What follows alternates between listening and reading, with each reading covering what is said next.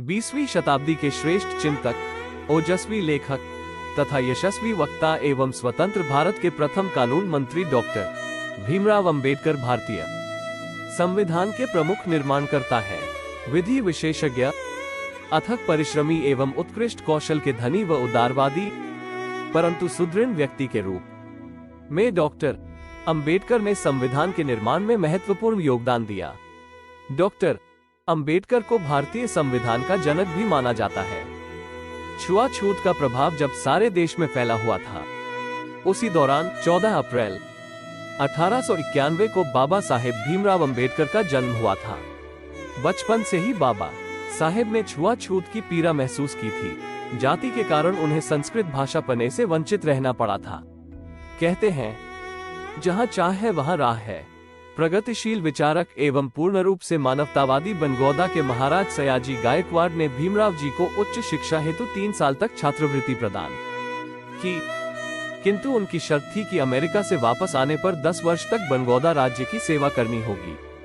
भीमराव ने कोलंबिया विश्वविद्यालय से पहले MA तथा बाद में PhD की डिग्री प्राप्त की। उनके शोध का विषय भारत का राष्ट्रीय लाभ था। इस शोध के कारण उनकी बहुत प्रशंसा हुई। उनकी छात्रवृत्ति 1 वर्ष के लिए और बढ़ा दी गई। 4 वर्ष पूर्ण होने पर जब भारत वापस आए तो बनगौदा में उन्हें उच्च पद दिया गया, किंतु कुछ सामाजिक विडंबना की वजह से एवं आवासीय समस्या के कारण उन्हें नौकरी छोड़कर बंबई जाना पड़ा। बंबई में सीडेनहम कॉलेज में अर्थशास्त्र के प्रोफेसर नियुक्त हुए, किंतु कुछ संकीर्ण विचारधारा के कारण वहां भी परेशानियों का सामना करना पड़ा। इन सबके बावजूद आत्मबल के धनी भीमराव आगे बढ़ते रहे। उनका दृढ़ विश्वास था कि मन के हारे हार है, मन के जीते जीत। 1919 में वे पुनः लंदन चले गए। अपने अथक परिश्रम से MS, CDSC तथा बैरिस्ट्री की डिग्री प्राप्त कर भारत लौटे। 1923 में बंबई उच्च न्यायालय में वकालत शुरू की। अनेक कठिनाइयों के बावजूद अपने कार्य में निरंतर आगे बढ़ते रहे। एक मुकदमे में उन्होंने अपने ठोस तर्कों से अभियुक्त को फांसी की सजा से मुक्त करा दिया था। उच्च न्यायालय के न्यायाधीश ने निचली अदालत के फैसले को रद्द कर दिया।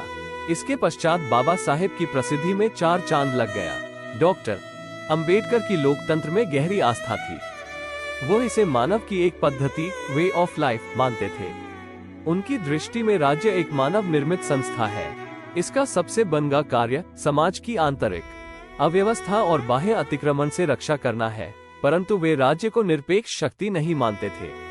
उनके अनुसार किसी भी राज्य ने एक ऐसे अकेले समाज का रूप धारण नहीं किया जिसमें सब कुछ आ जाए, या राज्य ही प्रत्येक विचार एवं क्रिया का स्रोत हो। अनेक कष्टों को सहन करते हुए अपने कठिन संघर्ष और कठोर परिश्रम से उन्होंने प्रगति की ऊंचाइयों को स्पर्श किया था। अपने गुणों के कारण ही संविधान रचना में संविधान सभा द्वारा गठित सभी समितियों में 29 अगस्त 1947 को प्रारूप समिति, जो कि सर्वाधिक महत्वपूर्ण समिति थी, उसके अध्यक्ष पद के लिए बाबा साहेब को चुना गया। प्रारूप समिति के अध्यक्ष के रूप में डॉक्टर अंबेडकर ने महत्वपूर्ण भूमिका का निर्वाह किया। संविधान सभा में सदस्यों द्वारा उठाई गई आपत्तियों, शंकाओं एवं जिज्ञासाओं का निराकरण उनके द्वारा बड़ी ही कुशलता से किया गया। उनके व्यक्तित्व और चिंतन का संविधान के स्वरूप पर गहरा प्रभाव पड़ा। उनके प्रभाव के कारण ही संविधान में समाज के पद, दलित वर्गों, अनुसूचित जातियों और जनजातियों के उत्थान के लिए विभिन्न संवैधानिक व्यवस्थाओं और प्रावधानों का निरूपण किया।